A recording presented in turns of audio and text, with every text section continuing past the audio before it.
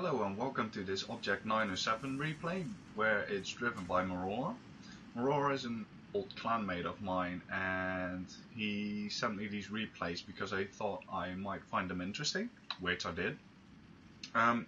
He's platooned up with Johnny Park from Kazna, and at the start they're moving up to the A8-9 area because of the arty in the game, so they didn't want to go to sniping positions because you run the chance there of being shot by arty, specifically if you're a very good player and the enemy arty has XVM, then you just get focused down. So that's not what they're doing. The enemy WZ was spotted on the hill, but nothing else, so that's a good sign. Seems that most of their tanks are still in the base, so they're pushing up past this little open area. Normally if you pass too close to the right you get completely shot up, and as we can see the AMX 90 ran into 3 enemy tanks, a Batchat, a Lorraine and an AMX 1390, and now Maroar here does something I would not necessarily do, because yeah, it's a Batchat and a Lorraine, and there's also a Leopard part now. So, but he's actually putting fire on them, and it pays off. Basically, he's just sort of bluffing with his friend here, because they could easily overrun the both of them, but they're not. So, and he's able to put in some nice shots into the Batchat, because the Batchat has got no armor whatsoever, and this tank has pretty troll armor, especially on the front. I'll show that in a minute. It's nice and rounded, so there's a good chance it will actually bounce off. His friend is receiving some fire from both autoloaders, and luckily their arty is actually supporting them. At the moment they're actually both counting the shots that the Batchat fires, so they know when he's reloading. Lorraine tries to move up and kills that 1390. Now the enemy 1390 pulls back, the Batchat fires again, put a shot into the Leopard. The Lorraine tries to get away, Maroar tries to put a shot in, but unfortunately it dings off his friend's turret. Batchat fired again, and fired again. And now they know that the Batchat is in fact reloading, so moving in. But 1390 do something very smart here, which is flank them around, and the Leopard, I don't know what he's doing, shooting heat, but yeah, a little bit stupid. He's a grain player in my XVM, so I guess he hasn't completely figured out when you're supposed to use premium ammo and when not. This was a situation where you don't use premium ammo. But now these guys are reloading, so time to take them out. Problem, however, is that the 1390 is a relatively fast light tank, and this tank is fast, but not as fast as a 1390. And Maroar is not stupid, he's not charging over that hill, because there's probably a lot of tanks still in their base and they will shoot him from range without him being able to spot them. But now he runs into a little bit of a problem, because there's a full health E75 in front of him and he's only got 261 health, which is a one-shot. So what he does here is he tries to actually snipe the cupola of the E75, but he's also constantly looking behind him because he's expecting the 1390 to pop up any moment again after the thing has reloaded. So he manages to put a good shot in, and yeah, it sort of now develops into a little bit of a stalemate where both of them just try to snipe each other, but the E75 there's a really small chance that the E75 will penetrate the turret of this thing, because the Obj.907 has a really good turret. The only weak spot is the little turret thingy on the top, you can see a little edge there. The thing on the top has less armor than the ring around the rest of the turret where the gun is. So if you encounter one of these, you can try and snipe the top of the turret. That might penetrate. But yeah, this situation is going nowhere. So Maroar decides to retreat and see if he can either find the 1390 or just get away from the E75, because yeah, it's not going to go anywhere, and the E75 is actually climbing uphill. Well, puts another good shot into the side of the turret, but the E75 just keeps on climbing. Now goes behind the ridge, so what Maroar does, he drives towards him, and then he just runs, just gets out of there. Because this E75, even though a great player, the let's see, 400 WN8 player, but even those can get lucky, so you don't want to leave that up to chance really. So Maroar just pulls back and tries to see if he can help the guys in the base, because there's an E100 at the front door and they can't really put fire down on him, because on the left hand side you can see the AMX 1390 popped up, and there's also an Obj.907 on the mid bridge, so they cannot actually shoot the E100 from base. So Maroar comes in from the side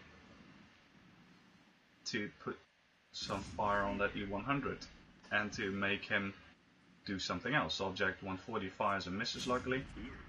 Maroar puts a really good shot into him, and I was quite surprised that that one penetrated. It must have hit the lower front plate of the 140, because normally at this range, if you shoot that angle up a plate, it will just bounce. So yeah, that was a good thing. And now Maroar moves out again, because the E100 was actually coming towards him, and he's still 261 health, so you don't want that to happen. 1390 relocated, he's now on the mid ridge. The big hill where all the lights normally go. And Maroar is carefully moving up. He doesn't want to get spotted by the 1390, because that thing can also shot him.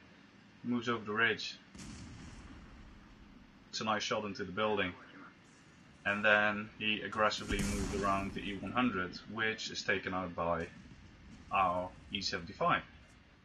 That's good. 1390 was taken out by the T49, which is also really good. That means that they've got less eyes here. The only thing with good spotting range they have now is Obj.907. Not being overly aggressive, so that's good.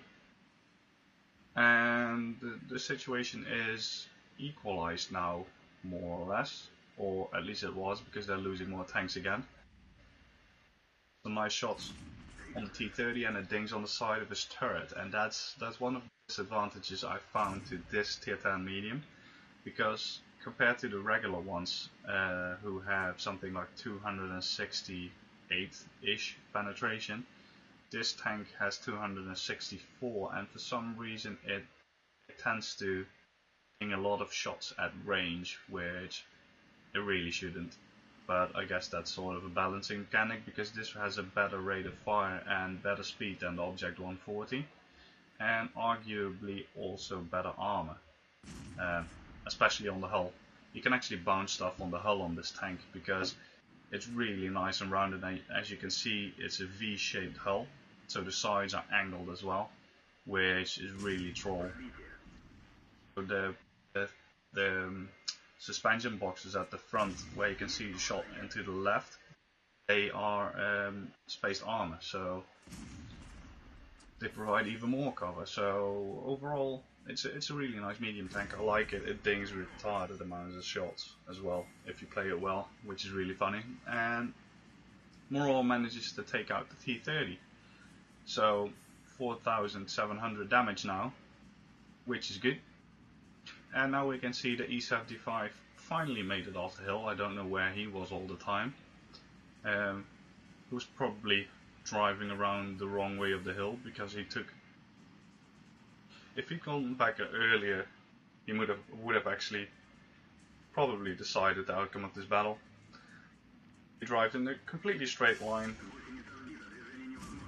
Maroar just goes around him, shoots a shot into his engine, shoots another one, and then moves forward and backwards to try and juke a shot. Covered up quite well behind this hill, but E75 can't aim properly. Luckily both arty miss him. You heard 2 shots into the hill, so he got quite lucky there. Because even if they did a little bit of splash damage, he could have probably easily died. He didn't, so that's good. Up to 4 kills and 5,600 damage now, but they've still got a couple of very good tanks left. Among those an RU scout tank. You don't want to be spotted by that thing while they've still got a tier 10 Batchat arty. They still have the E75, who's retreated back into base. He put himself behind a big rock there, so he's at least out of arty shot, and he can guard the base. I mean, not if both E75s charge him, but if one of them does, he has a good chance of killing it, because they're both fairly low health, and he's still pretty alright. So Maroar moves to the center, and while the lights go for the arty, he just sees if he can spot something over here. He can't, but one of the arties is spotted, the tier 10 one, which is running for his life, obviously, because you don't want to try and duke it out with 2 light tanks in an arty. So Maroar is just setting up a sniper position, but on his right the RU comes up, which was spotted by E75 and killed by the E75. But now the E75 is being pushed by both IS-7s. So Maroar tries to put the shot into the enemy arty, which spots him, so that's really interesting. I didn't expect an arty to have such good spotting range, even a tier 10 arty. He's got as good spotting range as this medium tank, which is a bit retarded. So Maroar decides to go back and help out the E75, but he is just too late. So put a shot into the IS-7, but the only thing it does is track him, because he's shooting heat ammo, and if you shoot heat ammo into the tracks or any form of spaced armor, it will just do 0 damage. So now Maroar has to be a little bit more careful. You can't just go against them like nothing happened, because both of them can shoot him or kill him in 1 shot. Again, he shot a bit of spaced armor on the IS-7 and the shell did no damage, which is a bit frustrating, but he just has to stall now because both of the light tanks are capping. So as long as he keeps himself alive, the IS-7s can't get to base. Another shot just flies into the tracks of the IS-7, but now Maroar doesn't pull back. He just exposes his turret and kills 1 IS-7, and then tries to spot the next one. Kills him, so that's a Topgun, a high caliber, and an ace tanker badge, and the IS-7 calls him a gold noob. But Maroar didn't have any other shells left. So hope you liked the replay. If you did, rate it and possibly subscribe to the channel. See you next time.